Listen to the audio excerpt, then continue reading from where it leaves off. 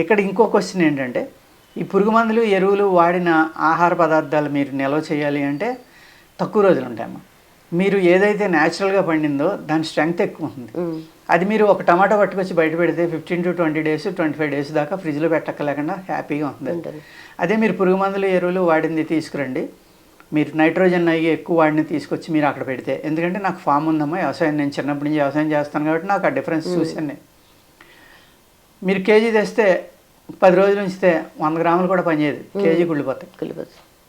ఇక్కడ మనం కన్జ్యూమ్ చేసేది ఎంతో లెక్కేసుకున్నామో పండించుకుంటే దానివల్ల మనం ఆహారం సరిపోకపోవడం అనేది ఉండదు. అందులో కూడా బ్రహ్మాండమైన ప్రొడక్షన్ వస్తుంది. జస్ట్ ఒక 30-40 మొక్కలు వేసామండి మా పొలాన్ని. వారానికి ఒకసారి వెళ్ళినప్పుడు తెచ్చుకుంటే 5 నుంచి 20 కేజీలు కాస్తున్నాయి ఆ 30-40 మొక్కలు. అందరికీ పంచి పెడుతున్నాం ఫ్రీగా. అంటే ప్రొడక్షన్ తగ్గడం అనేది ఉండదు. ముందర మనం సాయిల్ని తయారు చేసుకోవాలమ్మా. భూమిని పాడు చేయకుండా భూమిని మళ్ళీ వెనక్కి తీసుకురావాలంటే ఇప్పుడు 4-5 సంవత్సరాలు పడుతుంది. ఈ 4-5 సంవత్సరాలు ఫుడ్ క్రైసిస్ అనేది డెఫినెట్గా వస్తుంది. ఎందుకంటే అది పూర్తి ఈల్డింగ్ ఇవ్వాలి అంటే తను కోల్పోయిన శక్తిని మళ్ళీ దానికి ఇచ్చి మనం అక్కడి నుంచి మనం పంట పండించుకోవడం మొదలు పెడితే తప్ప దీని నుంచి సమాధానం లేదండి.